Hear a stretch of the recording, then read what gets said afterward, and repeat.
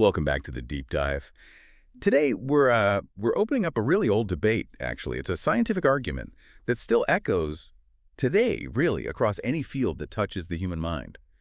We're asking this fundamental question, almost philosophical: when does a science, in trying to be so precise, so empirical, when does it stop explaining the fullness of human experience and start, well, reducing it, making it seem maybe mechanical or incomplete? Yeah, that's the heart of it. So our mission today is to take a deep dive into a really influential source here. It's a foundational critique of modern psychology from the French philosopher Georges Politzer. We're focusing on his big work, The Crisis of Contemporary Psychology. Right, and it's circulated widely. The translation by Dr. Lotfi Fatim, for example, helped bring this critical and often, frankly, ignored perspective to a wider audience. Ignored, okay. Yeah, this deep dive is, I think, crucial because Politzer's text, it really challenges the foundations of the psychology that dominated the West, what we often call the Anglo-American tradition. And his core point is that these dominant models, they're flawed, they systematically ignore a vital theoretical viewpoint. Okay, let's unpack this then. What is this vital missing theory? The one that makes this book, The Crisis, so important. If we're talking about a crisis, what's the missing piece? Well, the unique value, and our sources really highlight this, is that Pulitzer's coming from a very different place. He's operating from the philosophical ground of dialectical materialism. Dialectical materialism. Okay, that might ring bells for some listeners, maybe related to economics or politics. It often does, yeah. And it's controversial, certainly, but hugely influential in some circles. And crucially, it's a perspective you just didn't typically find, still often don't, in standard American or British psychology textbooks back then. Which tended to lean more towards, cognitive models or behaviorism. Exactly. Cognitive models using computer metaphors or purely empirical, observable behaviorist models. Pulitzer's viewpoint is fundamentally different. So how does that philosophy, dialectical materialism, how does that translate into a critique of, the psyche?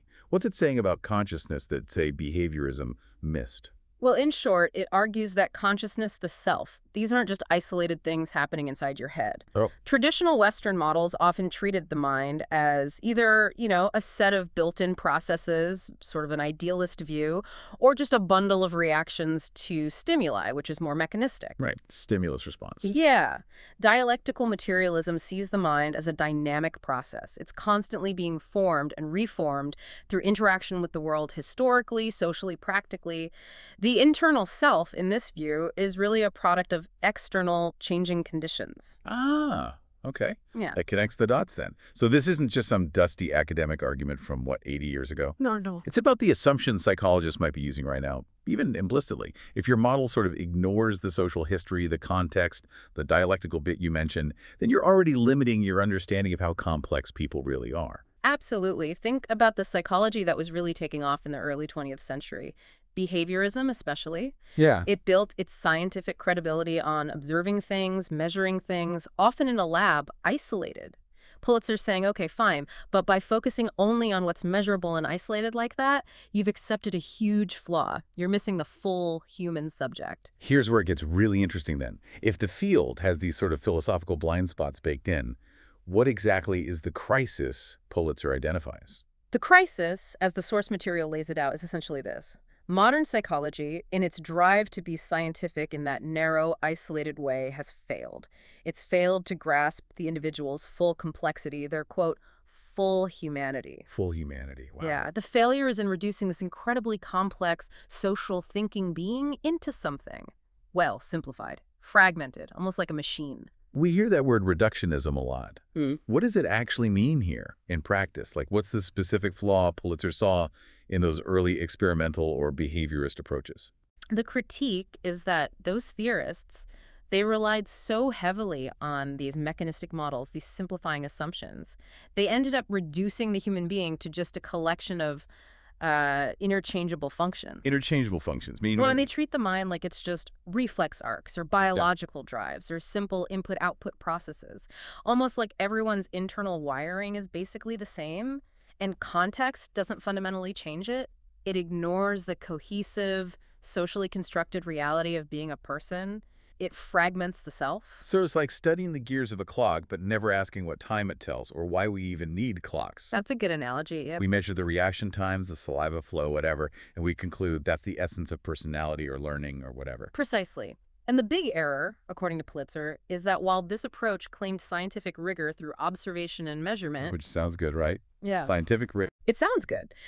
But it was actually committing a kind of philosophical reductionism. It treated the human subject as predictable, interchangeable, fundamentally, because it actively excluded the social forces, the history, the culture that make every single individual unique and situated in their time and place. So the complexity, the full humanity, that Yeah. just got dismissed as, like, noise, messy variables you couldn't control in the lab. Exactly. Noise to be eliminated, not the signal to be understood. Okay, let me just push back slightly here, because this is tricky. Doesn't science have to isolate variables?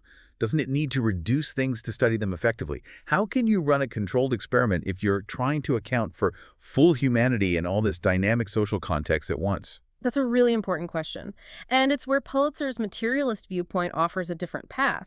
He'd likely argue the mistake is assuming those external forces can be neatly separated out in the first place. Wow. The individual is their context, in a way. They're inseparable. So by isolating the person from their social world, you're not finding some fundamental underlying truth about them. You're actually creating an artificial situation, a laboratory human that doesn't really map onto the real world. Okay, I see. So the very act of isolating changes the thing you're studying.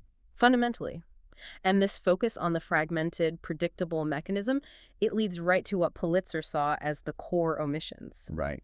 So if we connect this to the bigger picture, what critical non-mechanistic elements did these mainstream models just completely miss? And the source material is super specific here, isn't it? It says when psychology gets fixated on those internal mechanical functions, it overlooks two factors that Politzer believed were like the most powerful elements shaping us. That's right. The most powerful elements informing the human psyche, and the intellect, the is, And those two overlooked architects are? first, culture, Okay, that makes sense. Culture, language, values, norms. everything. And second, recommendation or suggestion. A suggestion. Send me a— Recommendation. That's interesting. Culture, I get. That's huge. But why recommendation? That sounds a bit mild. Like suggesting a restaurant. Ha! No, it's much broader, much more profound in this context. Okay. Remember the dialectical materialist lens. Recommendation here isn't just casual advice. It refers to the immense power of social influence, ideology, education, propaganda, conditioning, all the constant, subtle, and sometimes not so subtle suggestions that shape our beliefs, our thoughts, our actions, basically from birth. Ah, okay. So it's like the mechanism through which culture gets inside our heads, the way society recommends how we should think and be. You've got it. Think about it. The language you speak wasn't your choice. The basic moral framework you started with wasn't initially your choice. These are recommended to you by your culture, your upbringing, your education. Wow. Okay. So if the mechanistic models are busy studying, I don't know, how quickly a rat learns a maze for a reward. Right. Pulitzer's saying, hold on. Who built the maze? Who decided the reward? And more importantly, who taught the scientists that this is the right way to understand learning? It's all shaped by these prior recommendations. Precisely. The person stepping into the lab, their beliefs, how they even interpret the neutral stimulus, all of that has already been profoundly shaped by the culture and the recommendations of their society long before the experiment even starts. So if you ignore culture and recommendation. You ignore the engine room. These external forces, they're not just secondary influences you can factor out later. Politzer argues they are fundamental to constituting the psyche and the intellect. You simply cannot explain complex human choices, political views, moral dilemmas, artistic taste, just by looking at conditioned reflexes or brain chemistry alone. You need the context. You need the social architecture. Okay, let me try to summarize this for you listening. Pulitzer's argument basically is Yeah. use a purely mechanistic model, focus only on isolated functions, and yeah, maybe you'll learn something about biological processes. Maybe. But you get zero insight into you, the actual person, the culturally specific, socially influenced being. Because your whole way of thinking, your psychological framework, it's fundamentally built by these external forces, culture and recommendation, which the mechanistic model tries its best to ignore or screen out. Yeah, that's a great summary. It's a powerful critique. So what does this all mean for us now? decades later. This book, The Crisis of Contemporary Psychology, it really pushes us, doesn't it? It demands more from psychology than just reductionism. It insists that real understanding needs, well, philosophical depth. It needs to acknowledge these huge external forces, culture, society, as primary shapers of the mind. Absolutely. And the enduring relevance, the reason we're talking about this crisis today is that we can still ask, has psychology, even with all our amazing modern tools like fMRI scans and neuroscience, has it really moved past this? Good question. We might not call ourselves behaviorists anymore, sure, but are we still sometimes studying, say, isolated brain regions lighting up or tweaking tiny variables in controlled settings in a way that kind of misses the forest for the trees, that ignores the essence of what it means to be a social, cultural being living in a complex world? Still potentially fragmenting the self. Potentially. Politzer's core warning remains potent. Unless you integrate a framework, philosophical, theoretical, that sees the person as dynamically embedded in their society and history, you'll inevitably fail to capture the full human picture. You'll study something, but maybe not the human being in their totality. Which leaves us with a pretty provocative final thought for you to mull over.